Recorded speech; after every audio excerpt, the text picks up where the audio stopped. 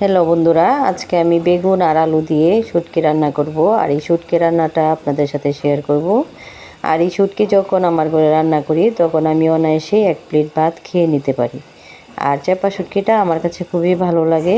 তো এখানে আমি বেগুনটা কেটে নিয়েছি আর মাঝারি সাইজের ছোটো আলু নিয়েছি। এগুলোও একদম চিকন চিকন করে কেটে দিয়ে দেব।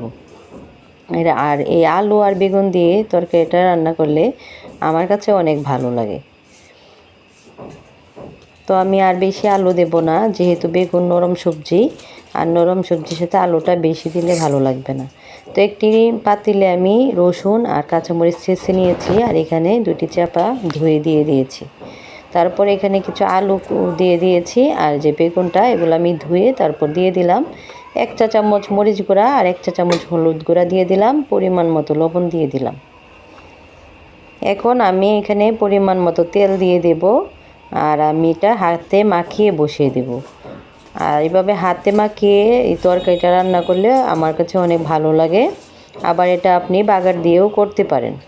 তো এখানে শুধু অল্প পরিমাণে পানি দিয়ে দিব, যেন শুধু বেগুন আর আলুটা সিদ্ধ হয়। একদম ঝোল ঝোল করব না, শুকনো শুকনো চড়চড়ির মতো করব। তো এখন আমি এটি চুলায় বসিয়ে দিয়েছি, আর একটি ঢাকনা দিয়ে আমি ঢেকে 10 মিনিটের জন্য রান্না করব। যেহেতু সব কিছু দিয়ে দেওয়া হয়েছে, তাই এখানে তরকারিটার মধ্যে আর কোনো কিছুই দিতে হবে না। এখন শুধু রান্না করার পালা। একটু জাল দিয়ে নেব আর এই ঝোলটা শুকিয়ে নেব। আসসালামু আলাইকুম। আর অনুভব করছো কি শান্তির আবাস, বাতাসে বইছে রমজানের সুবাস। হ্যাঁ বন্ধুরা, আজকে রমজানের জন্য অবশেষে বাজারটা করেই ফেললাম। যেহেতু রোজা আসছে আর রোজা রেখে তো আর বাজারে যাওয়া হবে না, তাই আজকে আমি বাজারটা করেই ফেললাম শেষমেশ। তো এখানে আমি অনেক কিছুই কিনেছি ইফতারের জন্য প্লাস সেহরির জন্য। তো এগুলো আমি একটা বস্তা থেকে নামিয়ে আপনাদের সাথে শেয়ার করে নিলাম।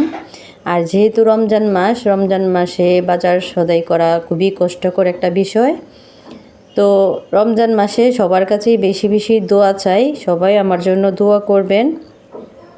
আমিও আলহামদুলিল্লাহ আপনাদের জন্য দোয়া করব, সবাই যেন ভালো থাকি, সুস্থ থাকি। সবাই যেন আল্লাহর কাছ থেকে অনেকভাবে অনেক কিছু আল্লাহর কাছ থেকে আমরা চেয়ে নিতে পারি, ক্ষমা চেয়ে নিতে পারি এবং রহমত চেয়ে নিতে পারি, এবং আমাদের সবাইকে আল্লাহ হেদায়েত দান করুক। আর সবাই আমরা একে অপরের পাশে থাকি। তো এভাবেই রমজান মাসটা, একটি মাস কীভাবে যে চলে যাবে আমরা কেউই বুঝতে পারবো না। তো সবাই সবার পাশে থাকবেন এবং সবাই সবার জন্য দোয়া করবেন।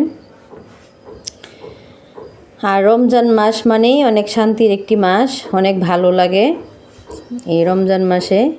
তো আজ থেকে রাত্রে তারাবি পড়ব, এবং আলহামদুলিল্লাহ আল্লাহ যদি সুস্থ রাখে, ভালো রাখে এবং বাঁচিয়ে রাখে, তো কালকে সন্ধ্যায় ইফতার, আর আজকে রাতে তারাবি পড়ে সেহরি খাবো। আর এই সেহরি খাওয়ার পর থেকেই যে একটা রোজা আজকে থেকেই আসতেছে মনে মনে যে রোজা। তো এইভাবেই রোজাটা আমাদের কেটে যাবে। তো সবাই ভালো থাকবেন, সুস্থ থাকবেন, শুভকামনা জানিয়ে আপনাদের কাছ থেকে বিদায় নিয়ে নিচ্ছি। সবাইকে আল্লাহ হাফেজ।